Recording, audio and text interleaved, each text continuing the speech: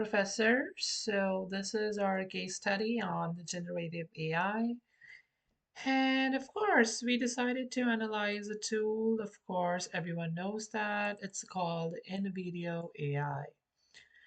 So we chose this. So first of all, these are the team members, Doha Doha and Ravleen Singh. And we chose this platform specifically because of our background in the 3D gaming programming foundation course, right? So as game developers, we know that building the game is only, half of the battle, right? You have to market it. You need tailors, tweezers, so many things, and so many promotional clips, right? So getting that effect or getting that, inspiration to make a trailer or what frames to use is a very, it's a very difficult task. So of course you need Premiere Pro or high-end softwares and, hours of, let's say, editing time just to even like put music, right? So we wanted to answer a simple question, right? Can generative AI do the heavy lifting for us? Can it generate heavy images for us or no? Can a student with absolutely no image editing or video editing skill create a professional, you know, professional teaser or a professional prototype in under 10 minutes? And the answer was a bit yes and a bit no. It was a partial answer.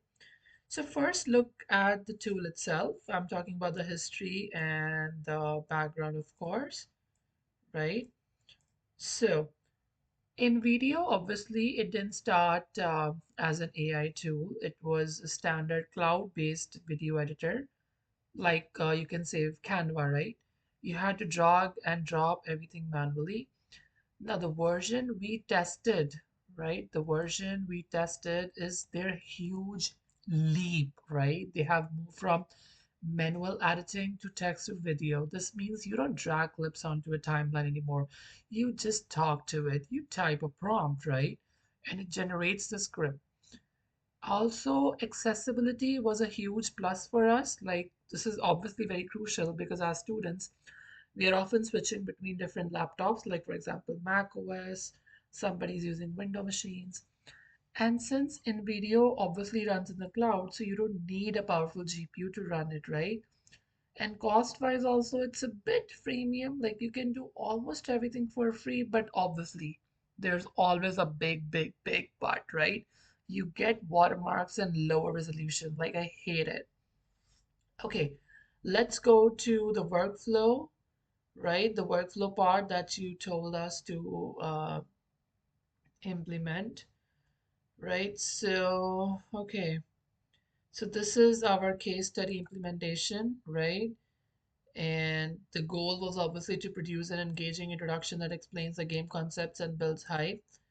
What was the prompt that we took? We took the prompt, create a 30-second cinematic video trailer for a new 3D adventure game called Lost Realms.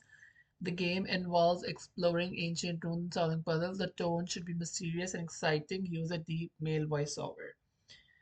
Okay, it was pretty good, right? We learned very quickly that you cannot just say make a video. You have to be very specific, right? As we said, right? In about 2 minutes, the AI gave us like a full draft, and this brings us to step two, which is the analysis, right? The script and the asset generation. In video, AI processed the prompt and generated a script, selected relevant stock footage. And next, the mistake. Okay, so what's the challenge?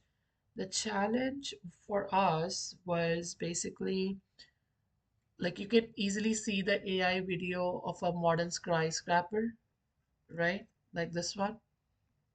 This one we actually had to replace the media, right? This one was one huge challenge for this one. And then obviously this is very okay. Then comes the troubleshooting, like in a traditional editor, over here.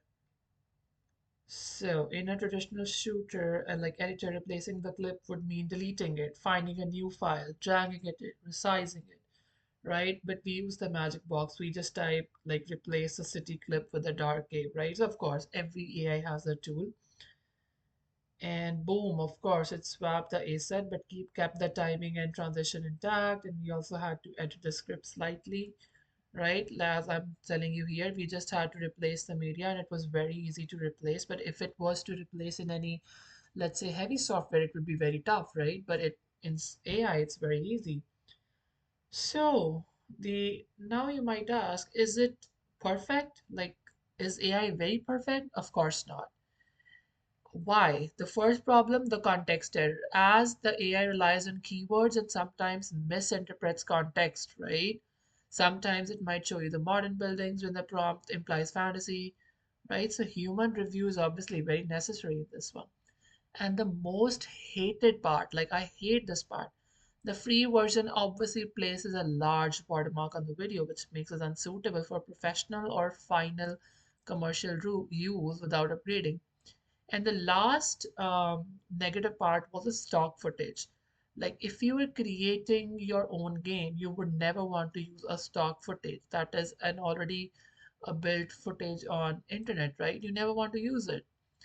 So what's the conclusion? In conclusion, the NVIDIA AI successfully met our objective of creating a game teaser quickly, right?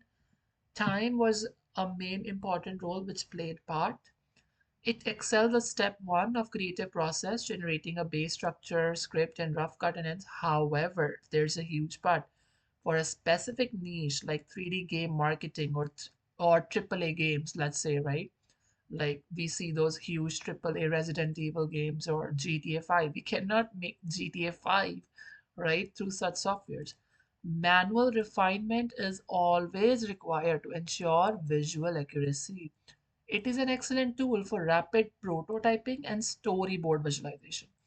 This means that you can definitely build some blank canvas or like you can build a bit of the story, but you cannot make a full-fledged game or a full-fledged, AAA game through this AI software, right? Just for prototyping and just for a mood board or a story visualization. So thank you so much, Professor. This was our presentation. Thank you.